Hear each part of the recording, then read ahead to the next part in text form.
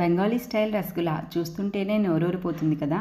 ఇది కొన్నది కాదండి, ఇంట్లో చేసిందే. ఎలా చేయాలో చూసేద్దాం రండి. ముందుగా ఒక లీటర్ పాలను మరిగించుకొని దానిలో కాస్త వెనిగర్ కానీ నిమ్మరసం కానీ వేసి మరిగించుకోవాలి. ఇలా విరిగిన పాలను ఒక శుభ్రమైన క్లాత్లోకి వడపోసుకొని నీళ్లు మొత్తం పిండి మనం వేసిన నిమ్మరసం పులుపు పోయేలా కొంచెం చల్లీలు వేసి కడుక్కోవాలి. ఈ ముద్దని ఇప్పుడు వీడియోలో చూపించిన విధంగా పొటని వేలుతో ప్రెస్ చేసుకుంటూ గట్టిగా చపాతీ ముద్దలా సాఫ్ట్గా అయ్యేంత వరకు కలుపుకోవాలి.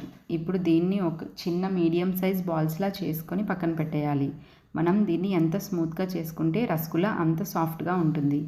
ఇప్పుడు ఒక గ్లాసు పంచదారకు 2 గ్లాసుల నీళ్లు పోసి మరిగించుకోవాలి. పంచదార మొత్తం కరిగిన తర్వాత కాస్త యాలకుల పొడి వేసుకొని మనం చేసుకున్న రసగుల్లా బాల్స్ను ఒకేసారి కాకుండా కొంచెం వేసిన తర్వాత ఒక్క 2 నిమిషాలు గ్యాప్ ఇచ్చి తర్వాత మిగిలిన వాటిని కూడా వేసుకొని మొత్తం 15 మినిట్స్ వరకు వీటిని ఉడికించుకోవాలి.